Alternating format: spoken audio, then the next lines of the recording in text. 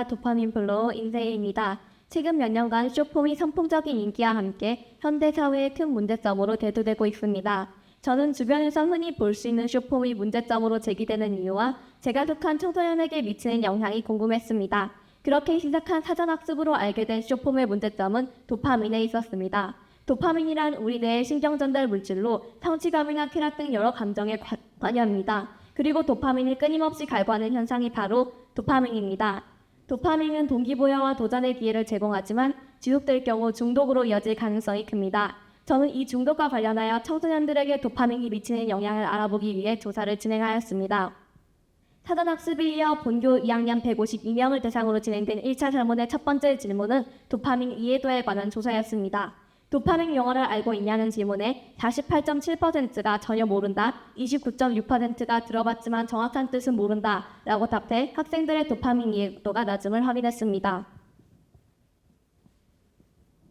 다음으로 도파민과 관련된 콘텐츠 이용 환경을 알아보기 위해 자신의 올바른 콘텐츠 이용 습관에 관한 조사를 진행한 결과 그렇다가 73.7%, 그렇지 않다가 26.3%로 나타났습니다. 또한 하루 최대 콘텐츠 이용 시간을 조사한 결과 두 그룹 모두 2시간 이상, 3시간 미만이 64.3%, 87.5%로 나타났습니다. 이는 이용 시간이 긴 것에 비해 콘텐츠 이용 습관에 대한 자가 인지도가 낮음을 보여줍니다. 그렇다면 학생들은 이 긴 콘텐츠 이용 시간 동안 무엇을 할까요? 조사 결과 쇼츠가 91명, 릴스가 82명의 답변을 얻어 예상대로 쇼폼이 가장 많이 이용되고 있었습니다.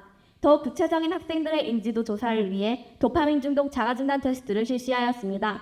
해당 항목이 4개 이상인가에 대한 질문에 73.7%가 그렇지 않다로 답해 자가진단 결과로 중독 여부를 알기는 어려웠지만 체크리스트 중 자기 전에 스마트폰을 본다라는 항목이 71.1%로 나타나 중독의 주요 요인이 스마트폰과 관련됨을 알 수 있었습니다. 1차 설문이 끝난 후 본교 2학년 학생들을 대상으로 교육을 진행하였습니다. 도파민에 대한 정보를 제공하고 다양한 도파민 중독의 원인과 정서적 문제를 제시해 학생들에게 도파민 중독의 위험성을 알렸습니다. 또한 도파민 디톡스나 건강한 생활습관 조성 등의 해결 방안을 알려 학생들이 스스로 예방할 수 있는 방법을 제시하였습니다. 교육을 마친 후에는 학생들의 인식 변화를 알기 위해 본교 2학년 161명을 대상으로 2차 조사를 진행하였습니다.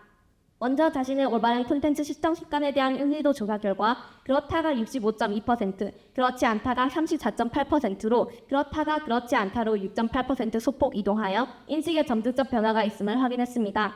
두 번째로 도파민 중독의 위험성을 충분히 인식했냐는 질문에 매우 그렇다가 26.1%, 그렇다가 66.5%로 나타났고 도파민 중독이 우리 삶에 영향을 미친다고 생각하는가에 대한 질문에서도 매우 그렇다가 28%, 그렇다가 57.8%로 나타났습니다. 다음으로 도파민 중독이 우리 삶에 어떤 영역에 영향을 미치는가에 대한 질문에 학업이 78명으로 가장 많았고 대인관계가 23명, 규칙적인 생활이 19명, 미디어 이용 습관에 영향을 받는다는 의견이 11명으로 뒤따랐습니다.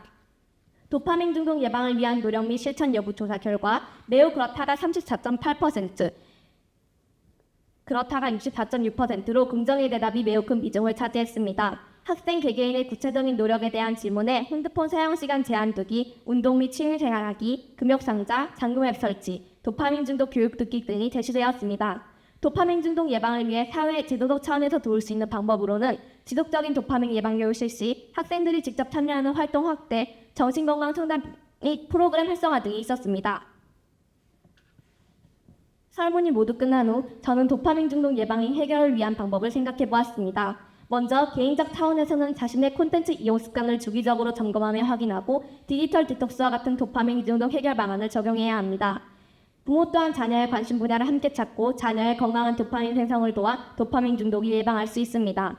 사회적 차원에서는 2차 조사 때 학생들이 필요로 했던 디지털 기기의 건강한 사용을 장려하는 지속적인 교육과 학교 선도가 필요합니다. 이번 조사를 통해 다른 나라에서 실시되고 있는 도파민 중독 예방을 위한 제도를 우리나라도 적극적으로 추진했으면 좋겠다고 생각했습니다. 기술적 차원에서는 청소년의 스마트폰 및 수폰 같은 미디어를 통제하거나 조달할 수 있는 시스템이 개발되어야 할 것 같습니다. 이 활동을 하면서 평소 잘 인지하지 못했던 미디어와 중독의 위험성을 느끼며 저 자신뿐만 아니라 이 사회도 돌아볼 수 있었습니다. 청소년들이 도파민 중독의 위험성을 깨닫고 자신의 습관을 점검하며 건강한 도파민을 생성했으면 좋겠습니다. 이상입니다.